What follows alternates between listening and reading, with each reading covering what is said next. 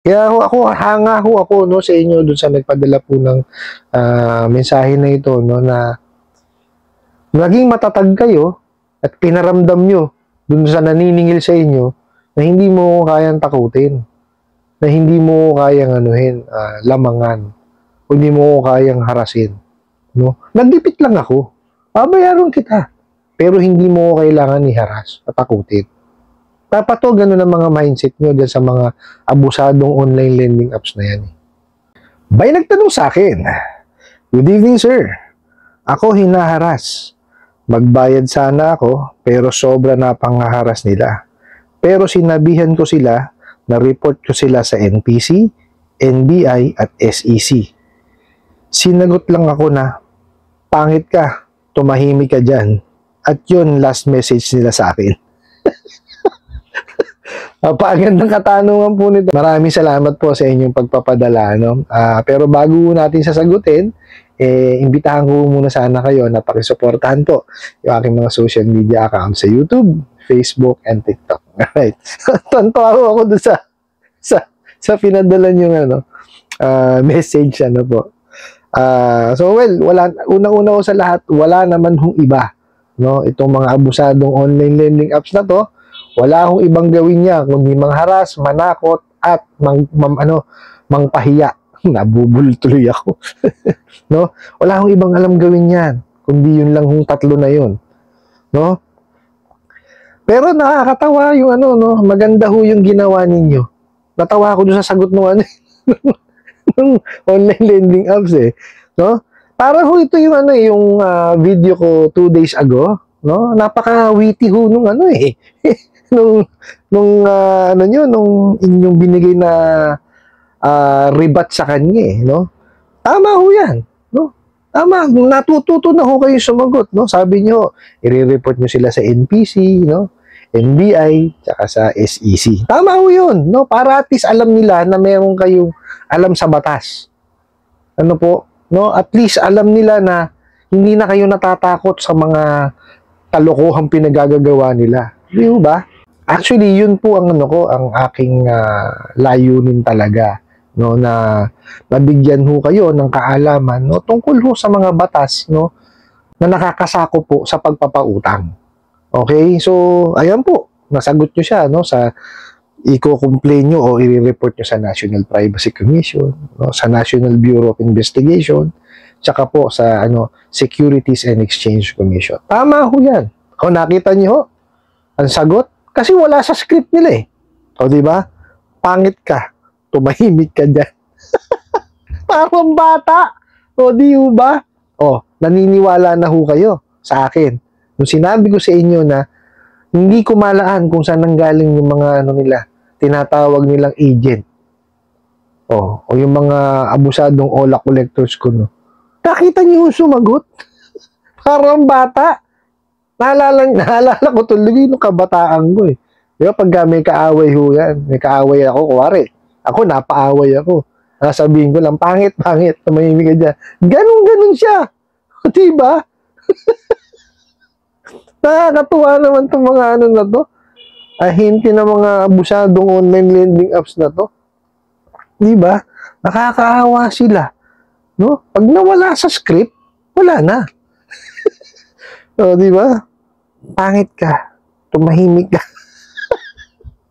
Tawa talaga ako. Tapos, pa rito, yun na ho yung last na message nila sa inyo. O, di ba? So, isa lang ho ibig sabihin nun. Di ba? Effective yung ginagawa ho natin na pagbibigay ng information sa inyo. Di ba? Kasi iba ho yung yung may alam. No? Hindi mo naman ho kailangan or hindi nyo naman ho kailangan na maging tapos sa kolehiyo o maging abogado. Ang kailangan nyo lamang po is at least may idea kayo dun sa mga batas na nakakasakop po. Kagaya niyan, nanghiram kayo, di ba? May pinadalang mensahe sa inyo, no? Maging vigilant ho kayo na kayo ho mismo gagawa ng ng inyong pag-research, no? Nandiyan na ho si Google. Hindi na ho ganun kahirap. Hindi ho kagaya nung panahon ko. No, kasi nung nagsisimula ho akong maging maniningil, no? Napakahirap po sa akin, no? Kumbaga yung struggles na inabot ko ho, maiba. Although tinuturuan ho kami sa opisina, no, may seminars kami before kami i-deploy, pero still kailangan kong matuto. Gusto kasi matuto eh. So ano ang gagawin ko? During nung ng mga free time ko, no, pupunta pa ako National Library, di ba? O di kaya kung ano man ho yung library sa lokal na na bayan ho namin. Di po ba? Yung accessibility ho sa information before, hindi ganun ka-accessible. Di ba? Ngayon ho kasi, lang nasa cellphone na ho natin eh. So, pagka meron ho kayo na-receive na mga mensahe, i-research nyo po kung tama ho yung sinasabi nila. Agaya ho na magsasampa ng estafa, di ba, pupunta sa barangay, yung mga ganun ho. No? I-research nyo po siya. No, kasi napakalawak na ho ng nararating ng internet. No? So, yung mga informations po sa Mindanao, mababasa natin dito sa Luzon. No, yung information sa United States, mababasa natin dito sa sa Pilipinas, no? And vice versa. Ganun ho eh. Hindi na ho ganun kahirap. Unlike nung panahon ho talaga namin na talaga namang bago mo masagot yung tanong, magre-research ka muna talaga. Magbabasa ka, talagang literal libro. No, ang babasahin mo. Ngayon hindi ho eh. May cellphones na ho tayo. No? Pwede niyo siyang i-research sa Google. No? Ganun na ho siyang kadali. Kaya hanga ako sa inyo dun sa nagpadala po ng mensahe na ito na naging matatag kayo at pinaramdam nyo dun sa naniningil sa inyo na hindi mo kayang takutin. Na hindi mo kayang lamangan o hindi mo kayang harasin. No? Nagdipit lang ako. Babayaran kita. Pero hindi mo kailangan i-haras at takutin. Dapat to, ganun ang mga mindset nyo dyan sa mga abusadong online lending apps na yan. No? Kasi, ganito ho eh. Bakit ko sinabing ganyan dapat ang mindset ninyo? Kasi kung yung mga yan, in-explain ho sa inyo, yung obligasyon ninyo, sa inyong ginawa, sa inyong nahiram. No? Wala ho tayo magiging problema. Kasi alam nyo eh. Diba? Tsaka dapat tinatanong kayo kung tatanggapin nyo yung yung in-approve nila sa inyo eh. Diba?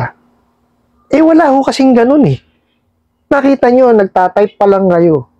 Pag naibigay nyo na yung number ninyo at nalaman nila na connected yan sa e-wallet, padadala na kagad kayo ng pera. Diba? Tapos nakawang ka pa ng mga ng mga detalye, 'di ba? Napakarami ho nilang nilabag na batas, no? 5 ho 'yan, no? Yung sa yung Privacy Act po natin, yung the Truth in Lending Act, yung ceiling on interest rate, no? Tapos ho yung Prohibition on Unfair Debt Collection Practices, saka po yung yung Consumer Act of the Philippines. 5 ho 'yan. Yan ho ang lagi nilang nilalabag.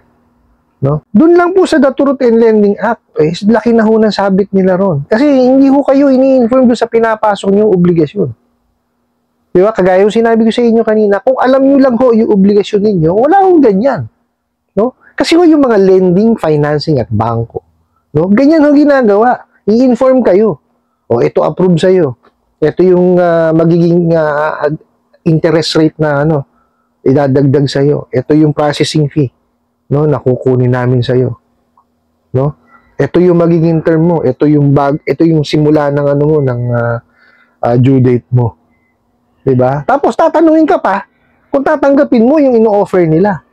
Pag hindi mo tinanggap, okay lang 'yun. 'Di ba? Pero pag tinanggap mo, yun na, nag-shake hands na kayo dun kasi pipirma ka na. No, yung pagpirma ho sa kontrata, it's either digital, electronic, or yung physical na pagpipirma ho sa kontrata. Okay, tinatanggap na ho sa korte yung digital tsaka electronic. No, yung pag-click po, no, pwede tinatanggap na ho yun, tsaka ho yung yung pipirmahan ko kayo sa sa cellphone nyo mismo, tinatanggap na rin ho yun. Okay? May mga ganun na ho tayo. Kasi meron na ho tayong e-commerce law. No? So, yun ho, yun, no? Ako, I applaud you. Nagawa niyo sabihin sa kanila yon. So, congratulations ho, no? na kahit papaano natututo na ho tayo, no? And ang ano ko na lang, abiso ko na lang ho is pag-ipunan, bayaran. Tapos pagka nabayaran nyo na po siya, huwag nyo na ho siyang balikan. Ano po, huwag nyo na ho silang tangkilikin muli, no? Kung talagang kailangan ho ninyo manghiram, doon ho kayo sa mga lending, financing at bangko, manghiram po, no? At least doon ho, malaki-laki na, mahaba pa yung term, no? Malaki talaga may tutulong sa inyo. Magagamit nyo sa dapat yung paggamitan. Ano po, hindi kagaya dyan sa mga online lending apps na yan, ng mga abusado, yung biro nyo, papautangin kayo ng 2,000, i-disburse ang kayo 1,000. Tapos ang ibabalik nyo, almost double or triple the amount. Di ba? So, mga abusado ho talaga. No? I hope nasagot ko po itong katanungan na to at maraming salamat po sa inyong walang sawang pagsuporta at panonood sa aking mga videos. Maraming salamat po sa inyong pag-like, pag-share, pag-comment at pagtatanong. And kunin ko na rin po itong opportunity na to na pakisuportahan po sana yung aking mga social media account sa YouTube, Facebook, and TikTok. Hanggang sa muli po. Yun lang.